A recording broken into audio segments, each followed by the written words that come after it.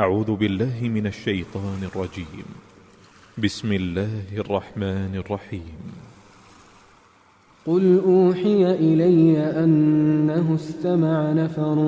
من الجن فقالوا إنا سمعنا قرآنا عجبا يهدي إلى الرشد فآمنا به ولن نشرك بربنا أحدا وأنه تعالى جد ربنا ما اتخذ صاحبة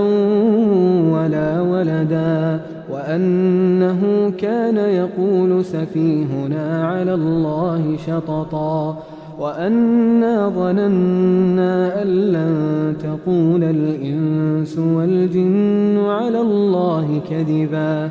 وأنه كان رجال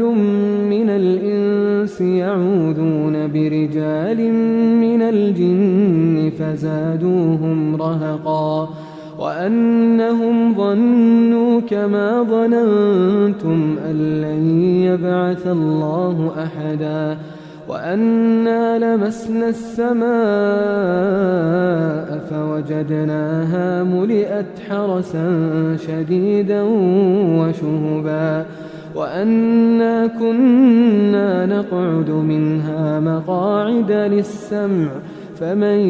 يستمع الآن يجد له شهابا رصدا وأنا لا ندري أشر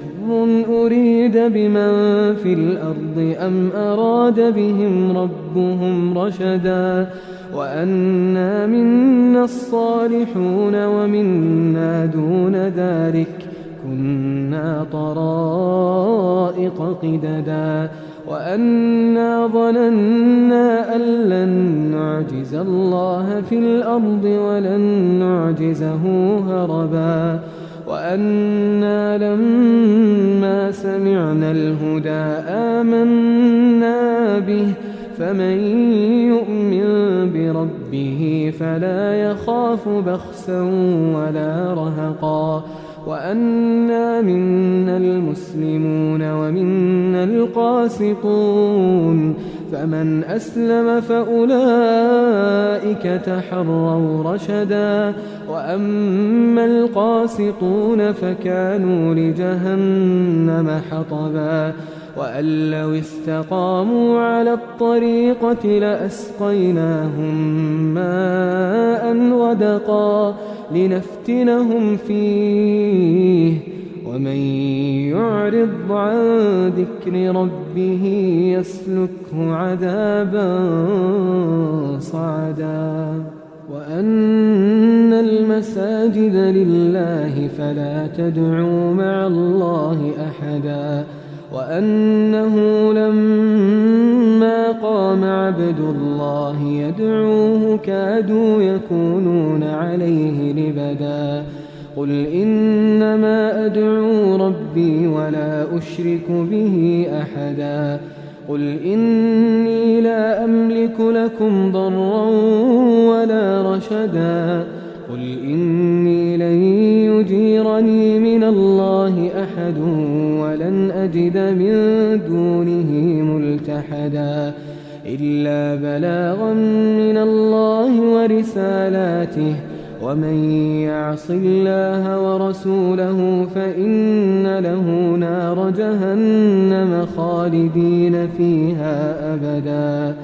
حتى إذا رأوا ما يوعدون فسيعلمون من أضعف ناصرا وأقل عددا قل إن أدري أقريب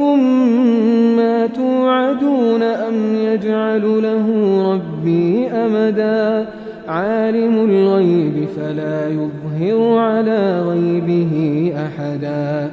إلا من ارتضى من رسول فإنه يسلك من